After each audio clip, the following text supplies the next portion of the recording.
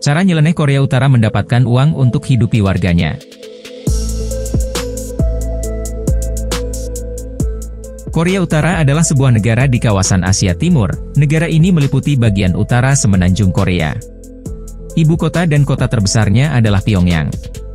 Zona demilitarisasi Korea menjadi batas antara Korea Utara dan Korea Selatan. Dilansir dari Wikipedia, pada akhir 2016, atas usahanya menciptakan nuklir, Korea Utara disangsi Perserikatan Bangsa-Bangsa melalui Resolution 1718. Tak kapok, negeri yang dipimpin Kim Jong-un ini terus berusaha menjadi negara berkekuatan nuklir. Akibat hukuman tersebut banyak orang beranggapan ekonomi Korea Utara akan melempem, namun uniknya menurut data yang dirangkum Statista, negeri yang kini dipimpin Kim Jong-un itu mengalami pertumbuhan ekonomi yang positif. Yakni pertumbuhan ekonomi sebesar 3,9% di tahun 2016, tertinggi sejak 1999. Berikut cara Korea Utara mendapatkan uang untuk hidupi warganya. Kerja paksa. Korea Utara memiliki masyarakat kaya di ibu kota. Namun sebagian besar warganya miskin, dan menderita kelaparan pada masa lalu. Korea Utara juga memiliki ekonomi paling tertutup di dunia. Namun rezim pemerintahan tersebut menemukan cara memeras uang dari orang-orang yang dikuasainya. Salah satu cara mengirim ribuan pekerja Korea Utara ke luar negeri untuk bekerja keras di bawah kondisi kerja paksa antara lain di Cina, Rusia, dan Timur Tengah. Ini menurut sebuah laporan Perserikatan Bangsa-Bangsa pada 2015. Mereka diyakini bekerja di industri antara lain pertambangan, penebangan kayu, tekstil dan konstruksi. Berdasarkan penelitian Curtis Melvin, peneliti di Universitas Johns Hopkins menuturkan kalau rezim itu juga menyedot uang dari penduduknya di dalam negeri dengan mendirikan departemen dan menjual telepon genggam. Analis menuturkan, sejumlah warga Korea Utara berhasil mengumpulkan uang melalui perdagangan pasar gelap di dalam negeri dan melintasi perbatasan dengan Cina.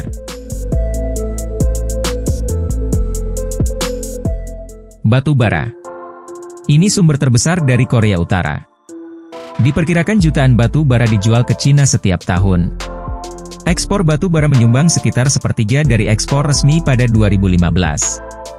Namun hal itu diragukan ketika Cina mengatakan akan hentikan semua impor batu bara dari Korea Utara sepanjang sisa tahun ini. Ahli menyatakan kalau klaim Beijing untuk menekan perdagangan seringkali terdengar lebih keras daripada sebelumnya. Cina tidak ingin hancurkan ekonomi tetangganya, yang dilihatnya sebagai penyangga antara Korea Selatan, yang merupakan sekutu Amerika Serikat. Korea Utara juga mengekspor komoditas lain yaitu biji besi, makanan laut dan pakaian ke Cina.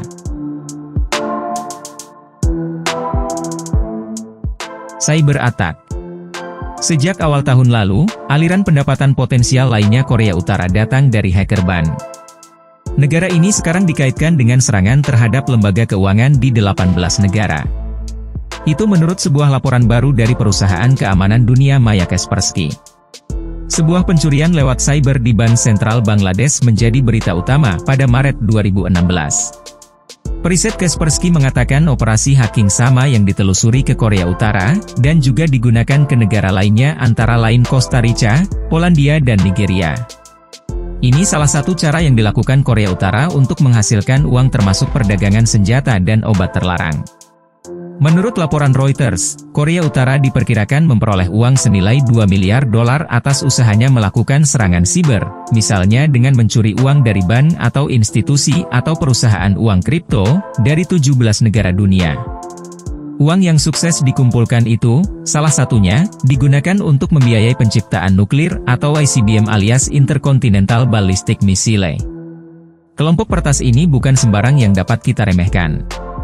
Menurut laman resmi S1MCH Pronunciation AVE, kelompok ini diyakini berada di balik pencurian berbagai bank, seperti mencuri $12 juta dari Banco del Austro Ecuador, $1 juta dari Tin Pom Bank Vietnam, $81 juta dari Bangladesh Bank, dan $60 juta dari Far Eastern International Bank.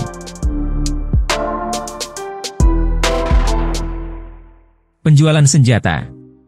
Kepala Analis The Economist Intelligence Unit Anwista Basu mengatakan, perekonomian Korea Utara bisa berjalan karena penjualan senjata yang dilakukannya.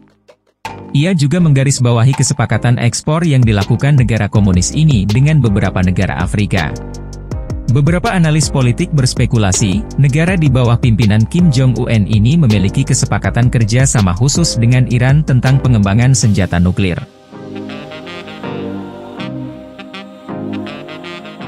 Obat-obatan terlarang. Korea Utara memiliki industri perdagangan obat-obatan terlarang dalam jumlah besar. Metamfetamin merupakan salah satu jenis obat-obatan terlarang yang begitu melegenda namanya. Ia sering digunakan sebagai pengganti ekstasi dengan efek yang lebih parah. Siapa sangka, jenis obat ini merupakan komoditi ekspor Korea Utara. Bahkan konon bisnis barang haram tersebut sudah berlangsung sejak tahun 70-an.